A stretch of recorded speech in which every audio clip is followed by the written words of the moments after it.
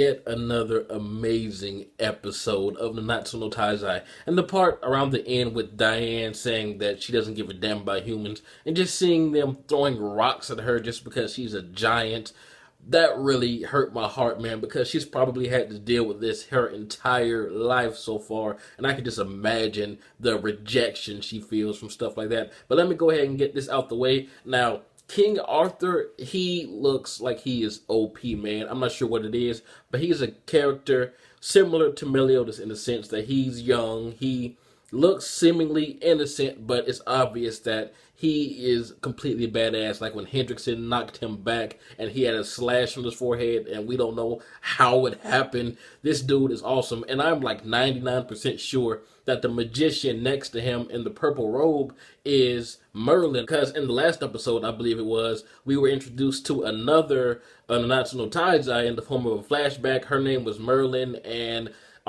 King Arthur, and Merlin, they always have some sort of ties together in mythology. No matter how the story of King Arthur is told, there's always a Merlin in there somewhere. So I'm pretty sure that that's who that is, and it's just awesome, man, that the Nanatsu no Taizai are getting back together slowly but surely. And does King Arthur have any ties? I mean, we know that he's a king, but does he have any ties with Meliodas himself? Because he just seems so much like him. And, the stuff I said earlier, I just cannot shake the feeling that they at least know each other. But Hendrickson's motives have been just completely blurry to me anyway, because I don't read the manga. But just seeing him teleport and mention of his magic lab, it seems that he's like on an Orochimaru like quest, like he just wants all the magic and stuff. That's what I got out of it, because I mean, just him teleporting like that female that stole Elizabeth, and just the things that he's trying to do and the things that he says, it just seems like he wants it all. He wants to be the most powerful, and maybe that teleportation wasn't learned naturally, maybe from the magic lab. Maybe he's just dishing out magic, like he's dishing out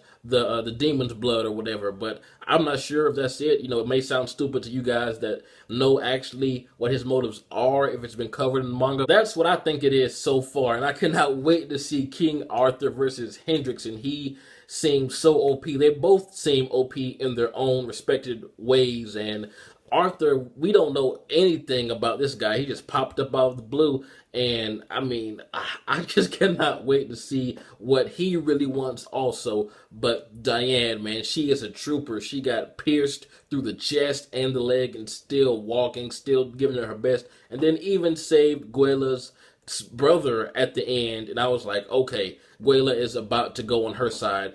But I already figured that Hauser was, because obvious that he has a humongous crush on her.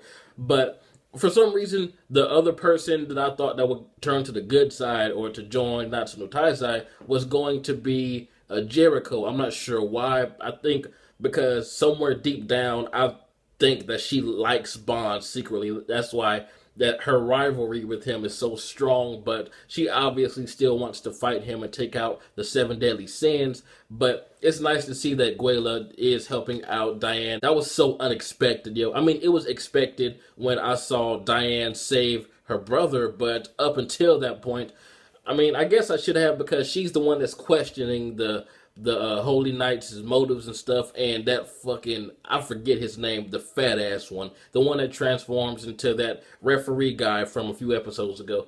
I fucking hate him. He reminds me of Minister Honest from Akame Got Killed so much. Like, he's a manipulative bastard. I cannot stand characters like that. I just manipulate and just twist and distort the truth just so they can get what they want. I hope that dude is one of the ones that dies in this anime. I'm sorry, but I hope that he dies sometime soon. I mean, Diane's just walking away and he's making it seem like she's destroying shit when all she's trying to do is get to a safe place. He's a fucking asshole. I hope Guela and Hauser whoop his ass next episode. But I mean, Gil Thunder is there, Jericho's there, and they're both badass, so Guela, Hauser, and a beat-up Diane. I'm not sure how that's going to work. But speaking of Diane, man, well, she stole the episode from me, honestly. But that scene where King brought his demon puppy out of nowhere and ate Diane, and he was supposed to push her ass to get it through was hilarious to me. And he didn't do it. I'm like, dude, this is your big chance. We all know how much you love Diane. Just go ahead and grab them buns. That is a huge butt. I mean, I would I would have tapped that as soon, man. But yeah, he's one of those characters. I mean, he had the nosebleed and everything, but he still didn't do it.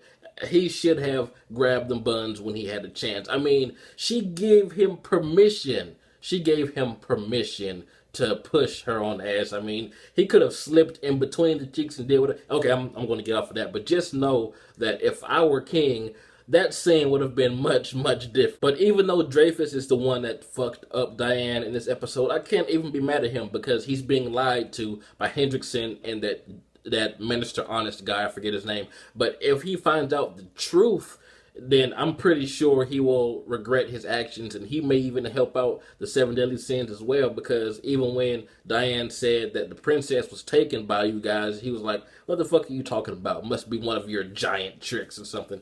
So I don't know how to feel about him yet, but hopefully he doesn't get killed by Hendrickson before he can help out the Seven Deadly Sins in some way. And Meliodas and Bond are just fucking shit up, man.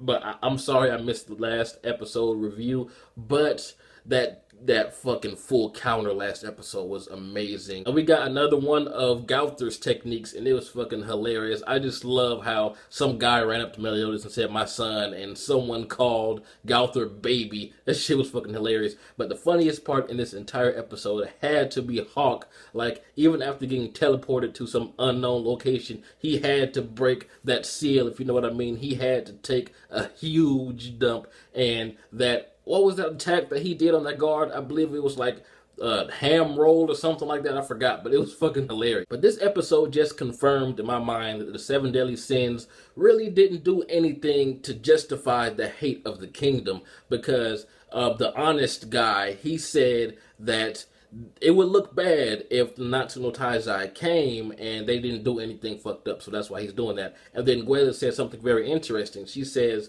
well, the thing about the Seven Deadly Sins betraying and fucking up the kingdom and wanting to overthrow it, is that true? And then he's like, well, it doesn't matter. I think Jericho said that. But either way, that just tells me straight up that they're trying to set up the Seven Deadly Sins. Although I knew that from the beginning, but this pretty much confirmed it in my mind. But the Seven Deadly Sins versus the Holy Knight. So far, the Seven Deadly Sins seem to be winning because Meliodas and Bond are just demolishing everyone, except for Diane. She's the only one that really got fucked up, but I'm pretty sure they're going to come out on top. And at first, I thought Diane was actually maybe about to die, because I thought that it was on the left side where her heart is, the first pierce that Dreyfus did. I was like, oh my god, did Diane just die in front of me, bro? But I'm so glad. It's obvious she's going to make it out of this alive. Anyway, tell me what you guys thought about this delicious episode. This has been jbDAuchiha.